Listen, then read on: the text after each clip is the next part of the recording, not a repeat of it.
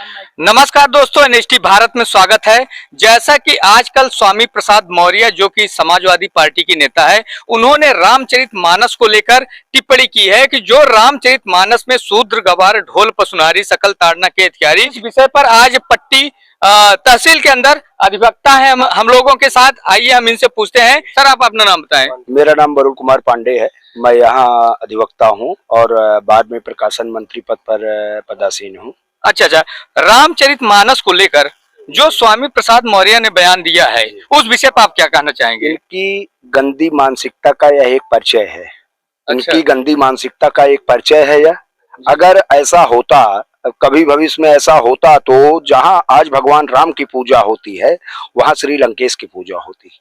जी जी। इनकी मानसिकता धूमिल हो चुकी है। ये अपनी राजनैतिक कद को बढ़ाने के लिए अनर्गल बयानबाजी ये कर रहे हैं। बाकी इनके पास कोई मुद्दा नहीं है, ना तो इनके पास कोई संस्कार है, ना तो ये पढ़े लिखे व्यक्ति हैं। जी जी। ये अनर्गल बर्ताव करते हैं। ये अपने आप को राजनीतिक मुद्दे पे विद्वत ऊपर करने के लिए, और इनके जो संरक्षक हैं, इनके पार्टी के जो संरक्षक हैं, वो भी किस तरीके का बयानबाजी करते हैं, क्या करते हैं, इनको खुद को पता नहीं है। जी, लेकिन स्वामी प्रसाद मौर्य के इस बयान के बाद जो आरएसएस प्रमुख है मोहन भागवत जी, उनका भी बयान आया है कि ये जो जाति वर्ण व्यवस्था बनाई गई है, वो पंडितों के द्वारा बनाई गई है। हमने बात कहा ना, हमने बात पहले ही आपसे कह दिया कि अगर यह जाति वर्ण व्यवस्था पंडितों के द्वारा बनाई गई होती, तो जहां श्री राम भगवान की पूजा आज हो रहा है, वहां दशानन रावण महाराज की पूजा होती है। बिल्कुल। अच्छा, बहुत बहुत सर जी, आप अपना परिचय दीजिए। क्या नाम? हम रवि सिंह हैं, यहाँ पुस्तकालय अध्यक्ष हैं। अच्छा। जो ये स्वामी प्रसाद मौर्य जो बयान दे रहे हैं, हमको लग रहा है पागल हो गए हैं। इनकी मानसिकता जो है, इनका पूरा एकदम पूरा प्रदेश देश, और जो आप अभी क्वेश्चन किए वकील साहब से कि आरएस प्रमुख जो हैं मोहन भागवत ने जो ये कहा कि पंडितों द्वारा बनाया गया है, उनका यह बयान तोड़ मरोड़ पेश किया गया है। अच्छा। ये जो पंडितों का नाम लिया गया है, तो पंडित और ब्राह्मणों में अंतर है क्या?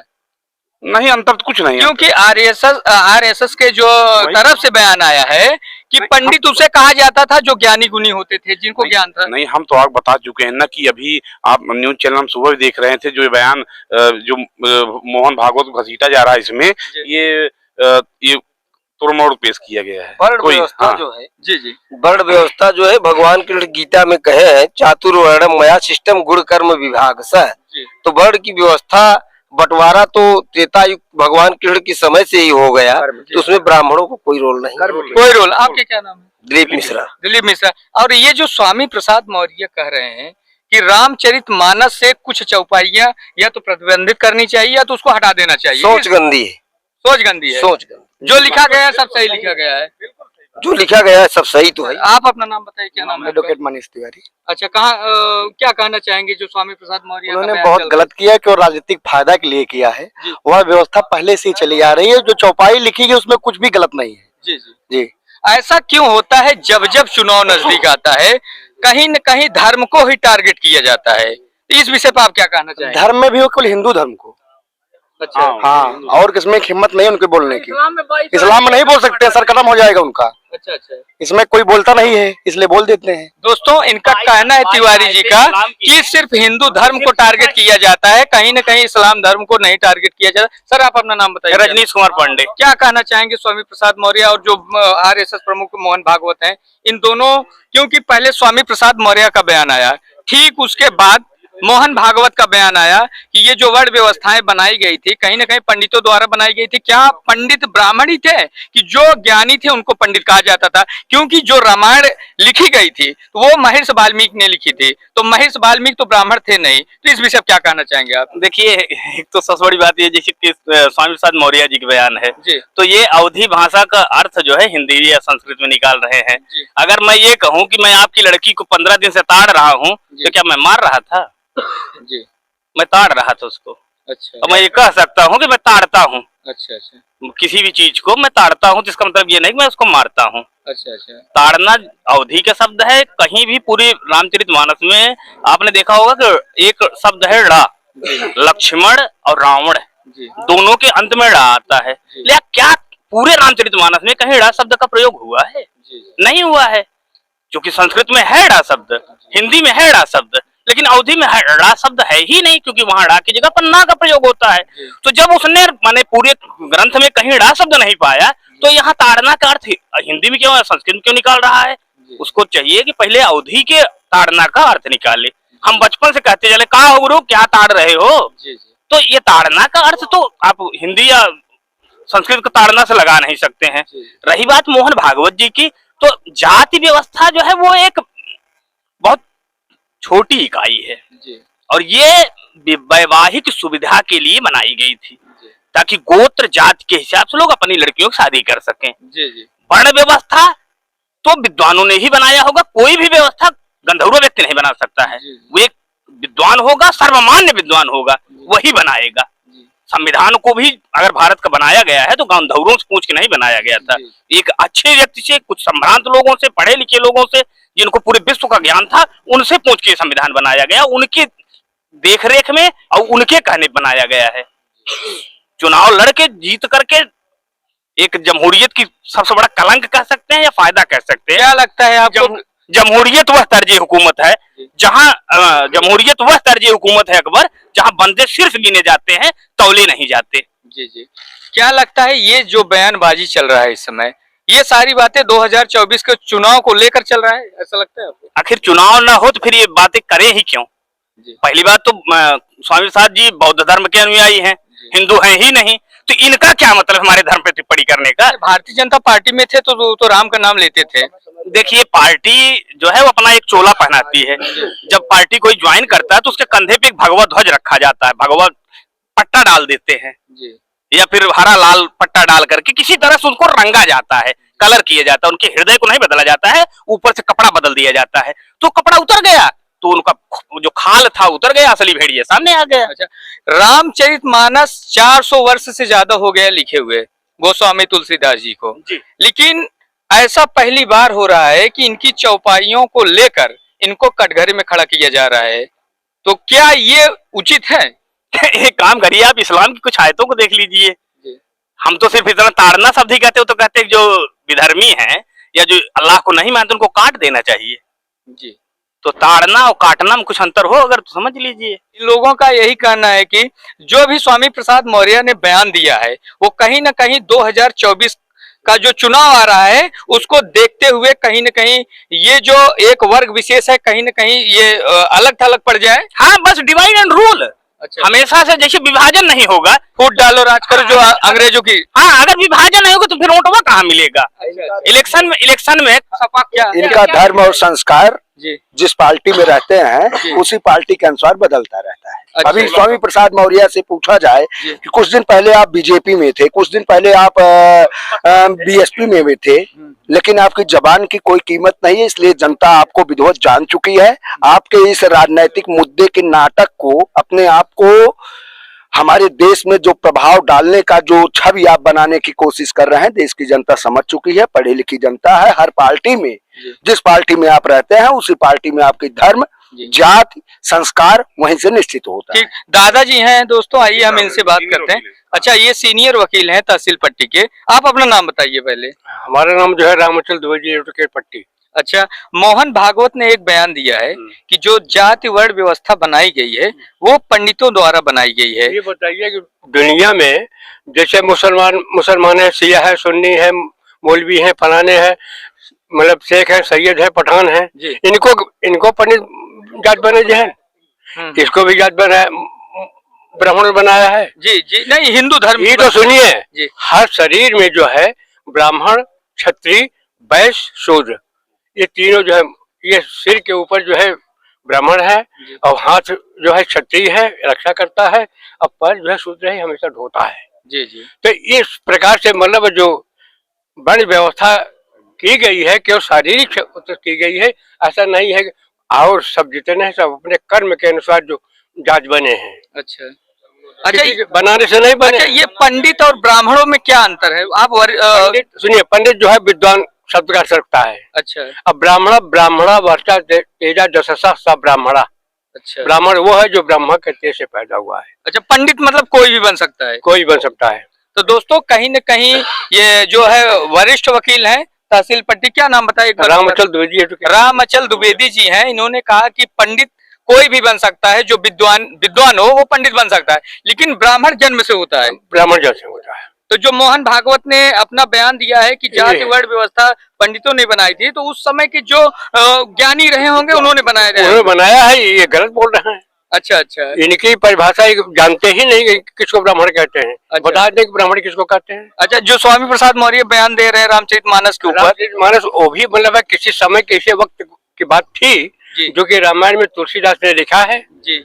और 500 साल पहले जो औरंगजेब का शासन था उस समय भी कोई इजाज किया जी। आज ब्राह्मणों का जिस तरीके से मतलब है कि ये लोग मतलब है कि निंदा कर रहे हैं, ये गलत कर रहे हैं। आज मतलब बड़े व्यवस्था संविधान में बैकवर्ड ला दिया, कहीं मतलब SC/ST ला दिया है, सामान्य जाति ला दिया है। ये सब जात कहाँ नहीं, जैसे कि ये बात ठीक है, लेकिन संविधान में तो गलत है।